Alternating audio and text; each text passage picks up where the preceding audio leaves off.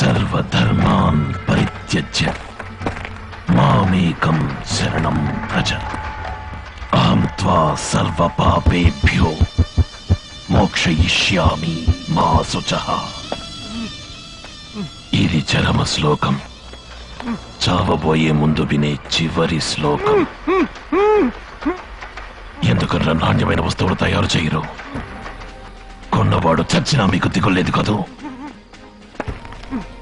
పావలా ఒక్క పొడి పొట్లం దగ్గర నుంచి పళ్ళ పొడి, పౌడర్, బట్టలు, చెప్పులు, stove, tube light, TV, mixie, hair పెన్లతో మొదలెట్టి ఎస్కలేటర్ వరకు ఈ దేశంలో తయారు చేసే ఏ వస్తువులోనూ నాణ్యత లేదు.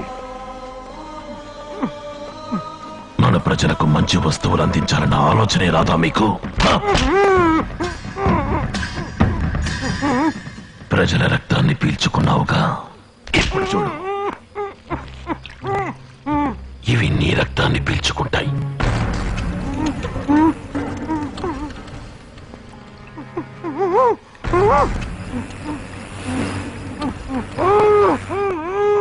నీకు ఇవి ఆహారం కాదు, వీటికి నువ్వే ఆహారం.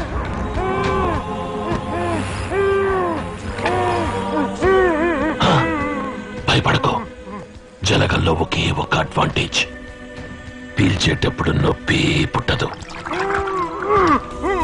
సర్వధర్మాన్ పరిత్యజ్య మామేకం శరణం వ్రజ అహం త్వా సర్వపాపేభ్యో మోక్షయిష్యామి మా శుచః. సర్వధర్మాన్ పరిత్యజ్య మామేకం శరణం వ్రజ అహం త్వా సర్వపాపేభ్యో మోక్షయిష్యామి మా శుచః.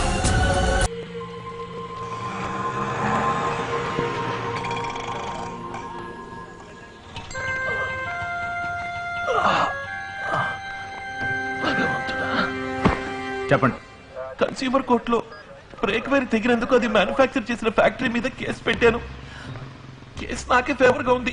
నేను ఎక్కడ గెలిచిపోతానని రౌడీలతో దారుణంగా కొట్టించి విసిరి పారిసిపోయారు. ఆ ఫ్యాక్టరీ ఓనర్ మీద ఈ కేసు పెట్టడానికి వచ్చాను. ఏ ఫ్యాక్టరీ ఓనర్ పేరేంటి? Raghavendra ancillary unit, Subhash Nagar, mister Rajasekhar Naidu. ఏంటంటే చచ్చిన వాడి మీద కంప్లైంట్ ఇవ్వడానికి వచ్చారు? చచ్చిపోయారా? అవునండి, ఆయన ఎవరో హత్య చేశారు. హత్య చేశారా? అవును.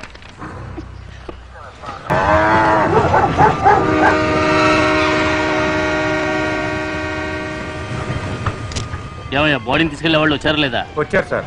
వెళ్ళి పిలవయ్యా. తొందరగా తొందరగా. పొద్దున్న తాగుడేంటో కంపు బ్రతుకు సార్. రోజుకి 4 శవాలను ఎక్కించి తింటుంటాం.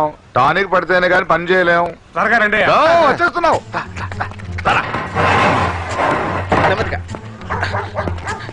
దించు దించు. మీ పేర్లేంటి? ఈరిగాడండి. సూరిగాడండి. త్వరగా శవం చూసుకోండి సార్. వీళ్ళతో పాటు వెళ్ళి. పద పద. హలో, అందరూ వెళ్ళారండి. ఈ ఒక్క గెటప్పే వేయలేదనుకున్నా, అది వేయించారు.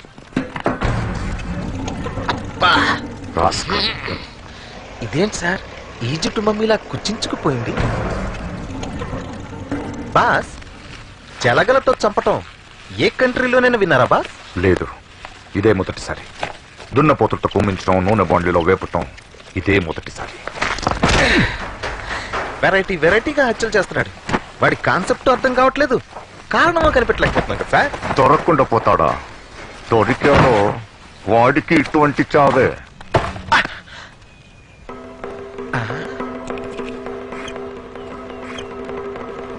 బాస్, ఏంటి? వెంట్రుక కాదు బాస్, ఎంత పెద్ద వెంట్రుకో చూడండి. మనం ఇన్ని రోజులుగా వెతుకుతోంది హంతకుణ్ణి కాదు, హంతకురాల్ని. గుడ్, జాగ్రత్తగా ఉంచు. ల్యాబ్ పంపించి డిఎన్ఏ టెస్ట్ చేద్దాం. ఏంటి బాస్ వెతుకుతున్నారు? ఏదో ఒకటి రాసి పెట్టిపోతాడే. అవును కదా.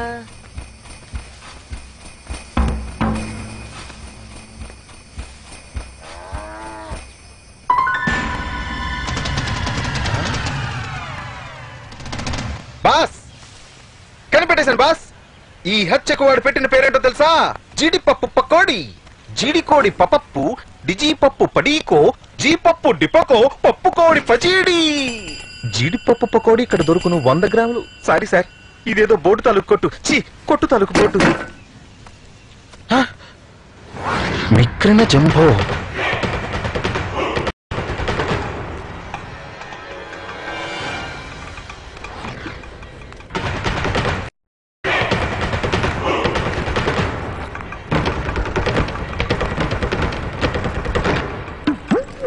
రామో, కేసు పెట్టాను.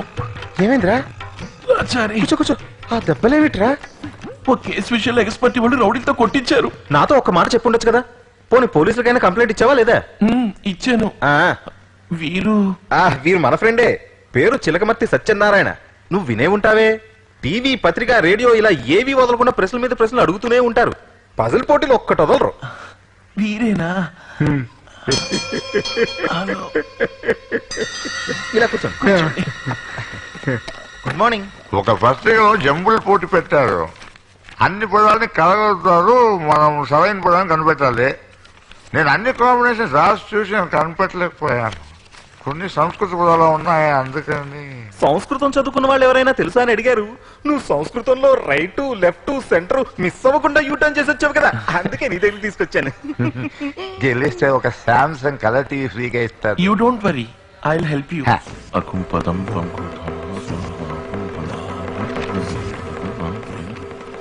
అంధకూపం కభీం కూపం కుంభీపాకం మిక్కిన జంభా నిజం కృణభో ఓం జంభో కృణభ్యోమి కృణభోమిజం క్రిమిభోజనం.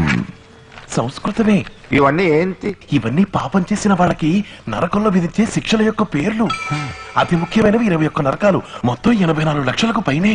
గరుడ పురాణంలో వీటి గురించి వివరంగా వ్రాస్తుంది. వీటికి అర్థం ఏంటి? నాన్న, ఓసారి గరుడ పురాణం తీసుకొస్తారా?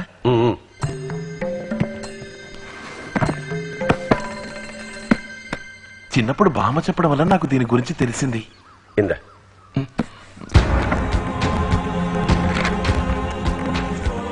అంధకూపం అంటే పాడుపడిన చీకటి గుహలోకి తీసుకెళ్లి జంతువుల ద్వారా చిత్రవత్ చేసి చంపటం. ద్రోహం చేసే వాళ్ళకి, హత్యలు చేసే వాళ్ళకి, తోటి ప్రాణుల్ని పట్టించుకునే వాళ్ళకి ఈ శిక్ష. కుంభీపాకం అంటే? ఇది అందరికీ తెలిసినటువంటి శిక్షే. నూనె బాండ్లీలో పడేసి వేయించటం.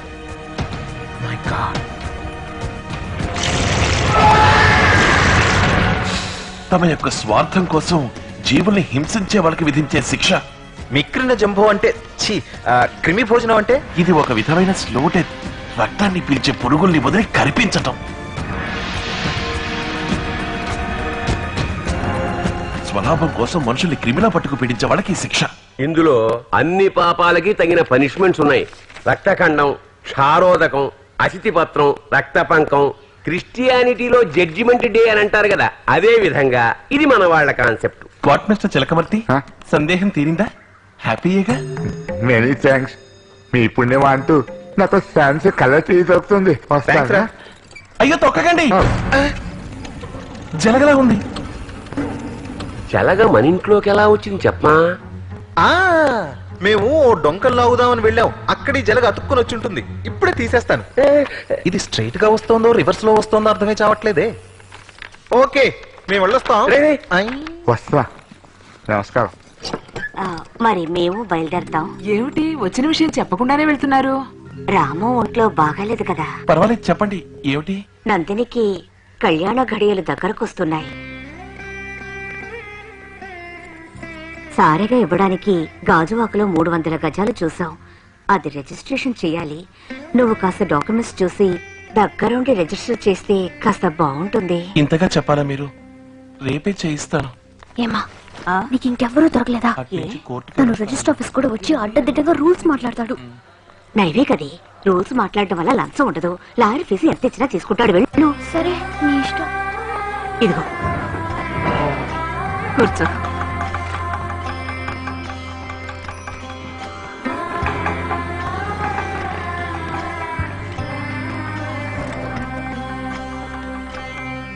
నేను రిజిస్టర్తో మాట్లాడి అన్ని ఏర్పాట్లు చేశాను. ఆయనకు 5,000 ఇస్తే చాలు, మిగతా వాళ్ళందరూ కలిపి ఓ 1,500 పూర్తి చేస్తాను. హలో, ఎవరండి మీరు? ఎందుకు రిజిస్టర్కి 5,000? లీగల్ గా మేము చూసుకుంటాం, మీరు వెళ్ళండి. అమ్మేదెవరు? వీళ్ళే. ఒరిజినల్ డాక్యుమెంట్స్ ఇవ్వండి. మదర్ డాక్యుమెంట్స్ ఉన్నాయిగా? ఉన్నాయండి. నేను చెప్పే ఫార్మాట్ లో టైప్ చేయండి. నందిని, స్థలం ఖరీదులో 8% స్టాంప్ పేపర్ తీసుకోవాలి. ఎంత కొంటున్నావు? 8 లక్షల రూపాయలకి. 8 లక్షల? గాజువాకలో 300 గజాలు 12 లక్షలు కదా? అరవకు రామో, నువ్వు చెప్పేది కరెక్టే. 12 లక్షల రూపాయలకైతే 96,000 రూపాయలకి స్టాంప్ పేపర్ కొనాలి. ఎక్కడ కొంటావు? 8 లక్షల రూపాయలకి చేస్తున్నావు. మిగిలిన 4 లక్షలు అకౌంట్ బ్లాక్ మనీయా? అరవకు. బ్లాక్ మనీ ఉంచుకోవడం తప్పు. ఇండియా పైకి రాది ఈ బ్లాక్ మనీ వల్లే. ముందు ఆ 4 లక్షల్ని లెక్కల్లో చూపించు. 1,34,640 రూపాయలు ఇన్కమ్ ట్యాక్స్ కట్టు. వీరికి ఫుల్ అమౌంట్ చెక్కులో పే చెయ్యి. 96,000 రూపాయలకి స్టాంప్ డ్యూటీ కట్టి తీరాలి. అయ్యో మొదలెట్టాడు. నేనప్పుడే అన్నా అమ్మతో, ఏంటి లోకం తీరు తెలియని వాళ్ళ ఉన్నావు? అందరూ నువ్వు చెప్పినట్టే చేస్తున్నారా? బాబు, రోజు ఈ ఆఫీస్ లో 100 డాక్యుమెంట్లు రిజిస్టర్ అవుతున్నాయి, అన్ని అండర్ వాల్యూనే. అందరూ ఇలాగే కొంటున్నారు, అమ్ముతున్నారు. అందరూ చేస్తున్నారని తప్పు ఒప్పు కాదు నందిని. మనం చదువుకుని బాధ్యతారహితంగా నడుచుకోవచ్చా? గవర్నమెంట్ ని మోసం చేయడం తప్పు. ఏమిటట గవర్నమెంట్? అన్నింటికి ట్యాక్స్ కడుతూనే ఉన్నావు, అందరూ అవస్థ పడుతూనే ఉన్నావు. కట్టే డబ్బంతా మన కిందే ఖర్చు అవుతోందా? ఎవరెవరి పాకెట్ కు పోతుంది? ఈ మాత్రం కట్టడమే ఎక్కువ. ఈ విధంగా మనం మోసం చేసి సమర్థించుకోకూడదు నందిని. ఇప్పుడు నువ్వు చేస్తావా చేయవా? సారీ నందిని, చట్టవిరుద్ధమైన పని చేయడానికి నా మనసు ఒప్పుకోదు. ఎందుకు కొంచెం కూడా ప్రాక్టికల్ గా ఉండనంటావు? తప్పు చెయ్యటం, తప్పుని సమర్థించుకోవటం ప్రాక్టికల్ నందిని. డాక్యుమెంట్ టైప్ చేయనా వద్దా? త్వరగా చెప్పండి, ఇంతమంది వెయిట్ చేస్తున్నారు కదా. నేను చెప్పిన అమౌంట్కే చేయండి సార్. నేను ఎప్పుడు ఇంతే, ఏదో ఒకటి రూల్స్ మాట్లాడుతూనే ఉంటాను. ముందు క్యాష్ ఉండమ్మా.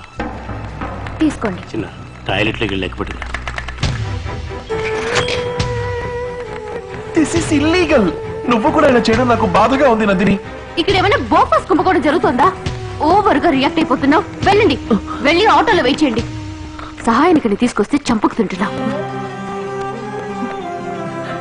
అసలు తీసుకురాకుండా ఉండాల్సింది.